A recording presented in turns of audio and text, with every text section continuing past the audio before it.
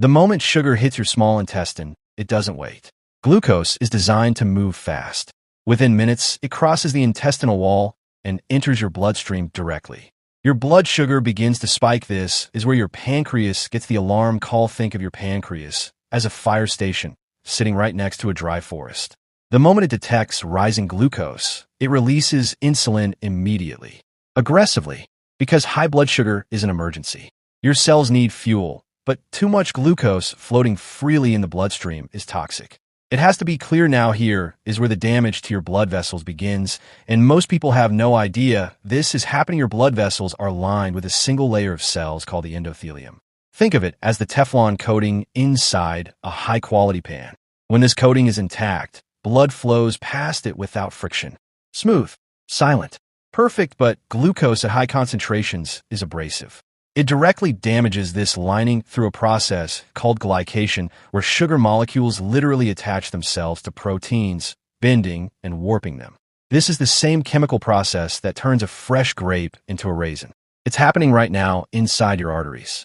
The inflammatory response, your body detects the damage to the endothelium and sends the immune system. This is where most people misunderstand the process. They think inflammation is the disease. It isn't. Inflammation is the repair crew.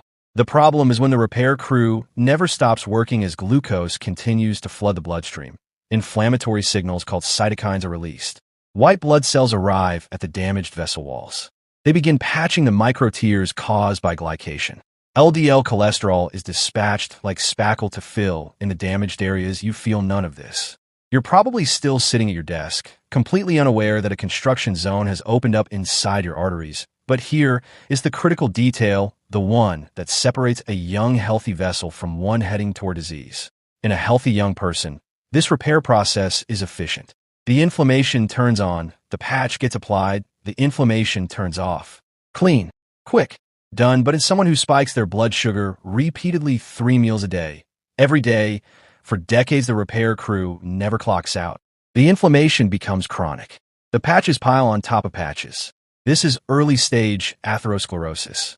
This is how a 40-year-old ends up with arteries that look and behave like those of a 70-year-old. The stiffness response. Now we arrive at the part that cardiologists find most alarming. As insulin surges through your system to clear the glucose, it triggers something in your blood vessel walls that most people have never heard of.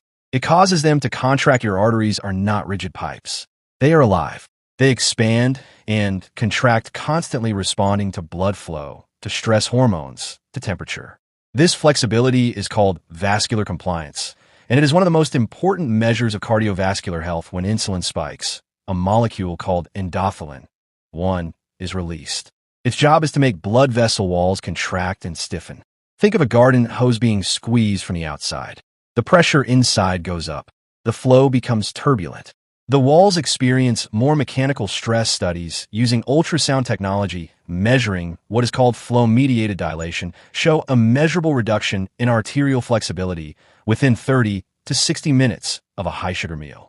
Your blood vessels are literally becoming stiffer and harder to push blood through while you digest.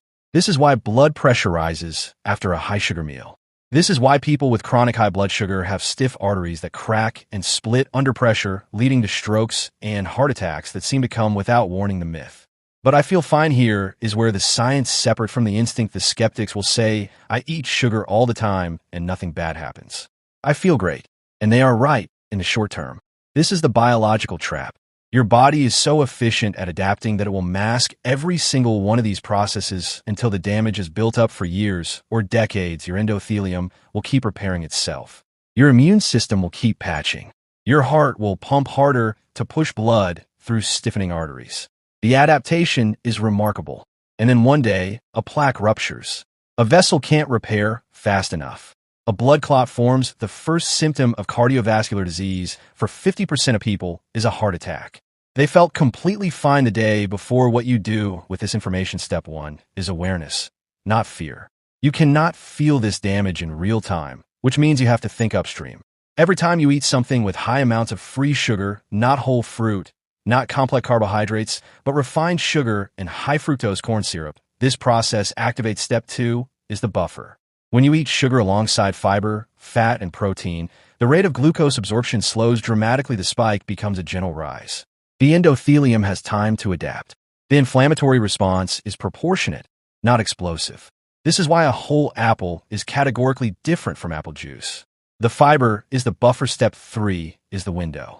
Your endothelium repairs itself fastest during the hours when your insulin is low, during fasting, during sleep, during the spaces between meals. Every time you extend that window, you give your vessels time to complete the repair before the next assault begins. You aren't powerless here. The damage is real, but so is the recovery. The endothelium is one of the most regenerative tissues in the human body. It wants to heal. Give it the conditions to do so. If this changed how you think about what you eat, let me know below. What's the one thing in your diet you know is doing exactly what we just described? I'll see you in the next one.